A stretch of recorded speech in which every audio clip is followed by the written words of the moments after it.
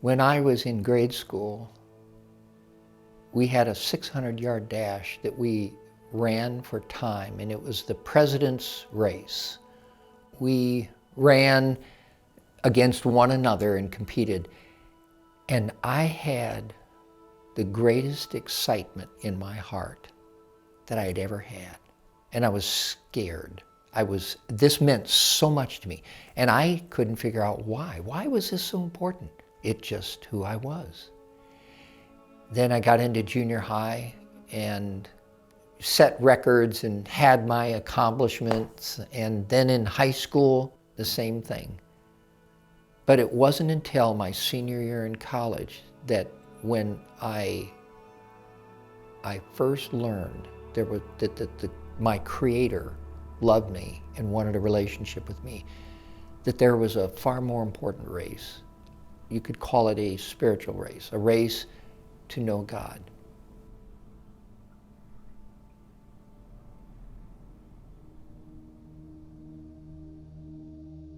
I got up on a Sunday morning with my alarm, and I had told a friend that I was going to go to church, and I did not want to go to church.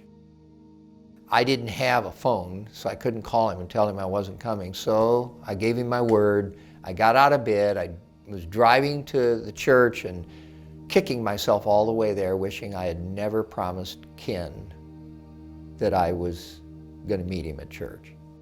I get there, and now I know I don't want to be there.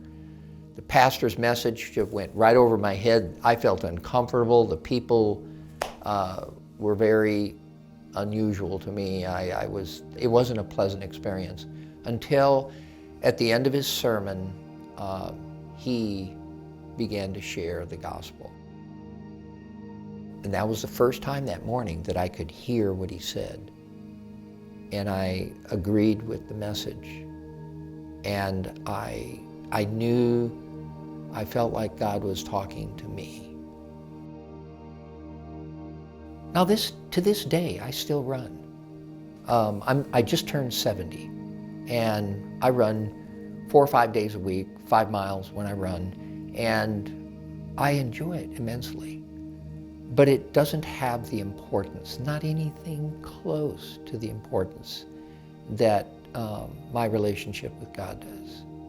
And the purpose, all the trophies, all the records set don't compare. And they are going to go away. But my relationship with God is eternal. There is no doubt about it. The greatest privilege in life is not sharing the gospel. It's not making disciples. It is following Christ and seeing Him transform my life and change my values and my purpose in life to be what He wants it to be. Second to that, it would be undoubtedly the greatest, most exciting, and most important thing that I could ever do is to make disciples. Sharing the gospel and then following up and helping people to understand how to deal with sin, how to live a spirit-controlled, guided, directed life, a Christ-centered life, and an obedient life, and then how to grow in their faith. Most people don't know the very basics, the very fundamentals of the Christian life. People can't know unless they have a messenger. Come to them and tell them. How can you know Him unless someone tells you?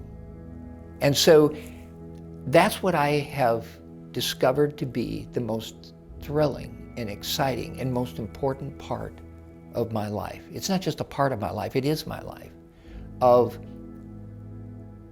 telling people that there is hope, that there is peace, that there is purpose beyond anything here on earth. Even more important, as a father of 3 children, more important than being a father, more important than being married, more important than any career. As I work in my career, as I am a father, a husband, and all that I do, I am to make disciples. That's His purpose for me. And I'll be the best father, the best husband, if I'm being a disciple of Him, a learner of Him, a follower of Him. He will make me a fisher of men, and He'll make me a better husband. He'll make me a better father. That is the highest calling and the greatest chase of life. To be pursued by my Creator, and then to in turn pursue others with the message of hope that Christ died for them and offers them forgiveness. To believe and love Him with all your heart. That is the high calling in life and the most powerful, life-transforming experience that you and I will ever have, be privileged to have.